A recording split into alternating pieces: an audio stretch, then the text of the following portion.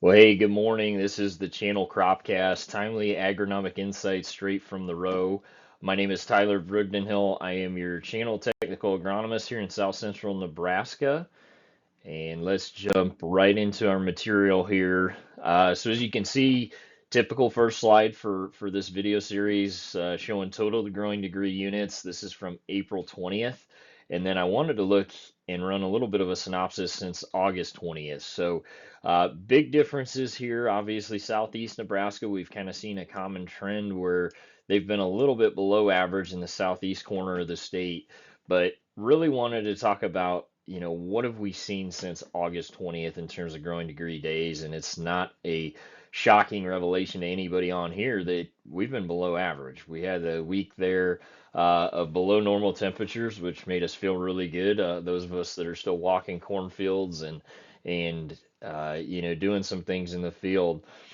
But the other thing that I wanted to talk about is what does this mean? Having those cool days from a temperature aspect is great to finish this crop, but not having any sunshine to do it with, whether it's clouds or smoke driven, gets to be a little bit of a concerning factor to me because if that plant isn't able to absorb sunlight to make more sugars to finish this crop out, it's going to go to the reserves. And where are those reserves built up in? Well, it's built up in the stalk and in the upper part of the root system. Well, that's where we start to see that stalk degradation piece really get to be a growing concern, especially this time of year. We're finishing this crop out.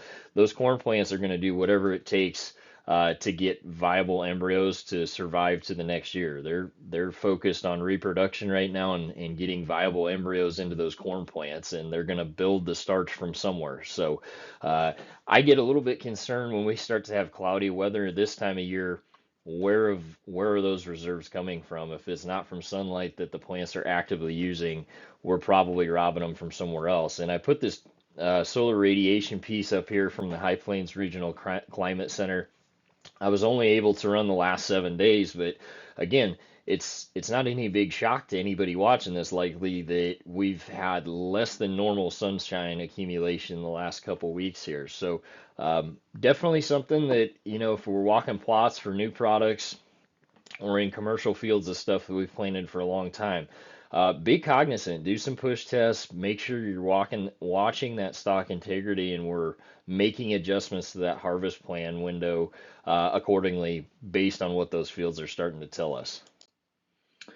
Similarly, from a moisture standpoint, now I ran this from April 1st to the end of yesterday. And again, this is looking at climate district ranks, 133 years worth of data. This goes back a long time. Just simply to say, hey, based on your climate area, what is this telling us about what kind of year it's been from a precipitation standpoint? From my area in south central Nebraska, we're sitting at 50. That's telling us it's basically right about average, maybe a little bit to the positive side on moisture. You can see a lot of states here pretty average. Iowa as a whole probably above average. South Dakota definitely above average.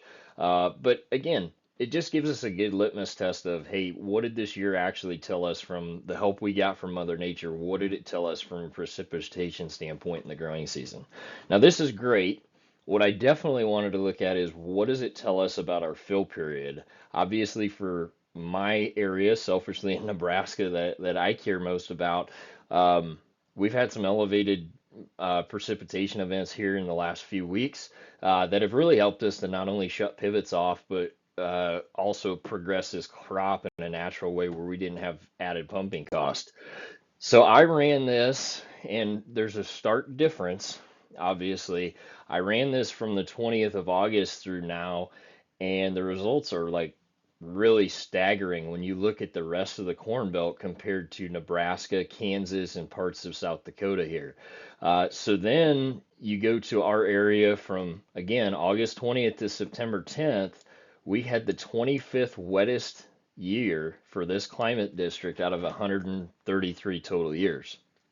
So our finishing for this crop from a Mother Nature aspect has been wonderful. Not so much when it comes to the other states to the east of us. So I also think about the disease challenges those states are going through with not only tar spot, but definitely southern rust. Um, they just haven't had a lot of help here in the last, 30 to 45 days from a disease or a precipitation impact. So thought it was really neat to cut this data and really show how much we have had help from Mother Nature and progressed just naturally through rainfall. Yeah, a slide that I'm going to continue to keep in here at least through this week, just talking about different milk line stages on the corn side, and then by growth stage on the soybeans, what we can expect for inches of water use per day. I think there could probably be some revision to this just simply from the aspect. I think some of these genetics that we've came out with in past years probably have gotten a lot more efficient with water use. So um, probably could do a little bit of updating here, honestly. But for the time being, it's a good conversation point nonetheless to talk about this. Feel like there's been a lot of fields, especially in corn, that have reached that half milk line. I've had conversations around this, and it seems like it's kind of stagnated. To be expected with the weather that we've had, cooler temperatures paired with cloudiness, we're just not going to get a lot of GDU accumulation out of that. Again, not anything anybody on here probably doesn't already understand, but it feels like we've kind of stagnated in some areas. So, again, continue to watch that starch line movement, continue to watch pod development, seed fill in soybeans. Um, be very cognizant in soybeans. Once watch that membrane when that seed starts to disconnect from that membrane in the pod. Um, that's when I feel like we really have probably got it made. Those are the times where I start to, really rethink what our watering strategy is and start to really wind things down at that point. Uh, we've reached the point in the year.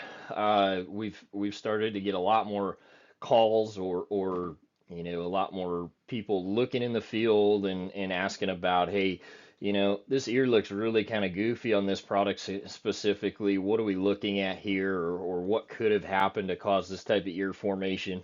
The one thing I would encourage you to do is Google abnormal ear development. Ohio State put out a publication that is just really, really nice to walk through.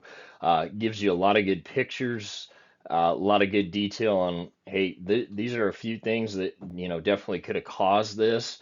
Um, so you're not just simply going through, back in your notes and, kind of putting notes together and just seeing what happened. You definitely have some ideas of, hey, this could be that thing that definitely caused it for us. Or in some cases I'll walk through a grower with this and there'll be the aha moment of, oh yeah, that definitely did happen, or we had that in the tank and I forgot about it up to this point. So just a really good resource to be able to walk through this with.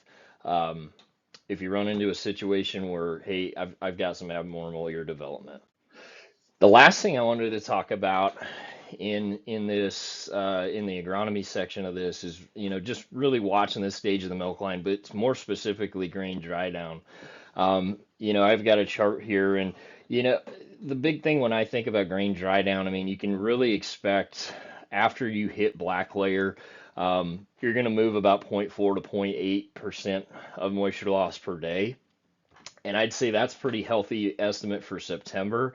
Once we get into October, that probably changes to more like a 0.25 to half a percent, so a quarter to a half percent per day.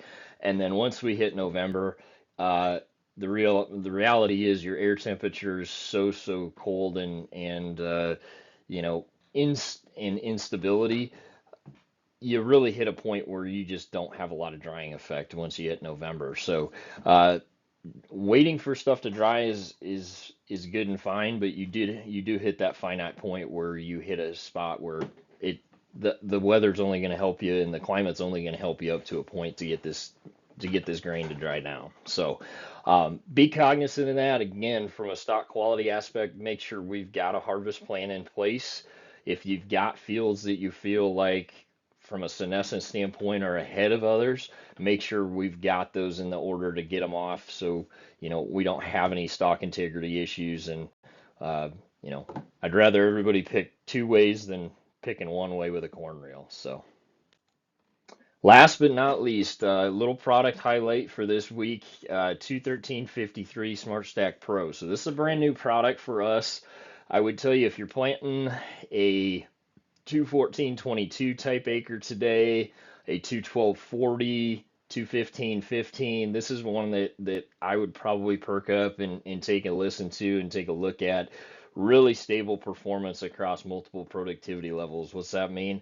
In Nebraska, um, everything that I have walked in both dryland irrigated trials, this is one that appears like it can walk across a lot of multiple acre types and handle and maintain that yield productivity from that standpoint. We brought it west from a green snap and gospel perspective, really solid on both of those. And again, in high pH acres, this is one that definitely stood out to us in being able to handle those high pH acres from uh, specifically looking at a calcitic standpoint. So definitely one again, if you're planting those 21422, 21240 type products, this is one that I would definitely take a look at. So that being said, I've probably talked enough this week, so thank you for your business. If you have any questions around products here in the next few weeks, want to get out to look at some new products in with some commercial lineup, make sure you're getting your Seed Pro contacted. This is a great time of year to go and evaluate if you're wanting to try something new. So appreciate your time, appreciate your business. Have a great week.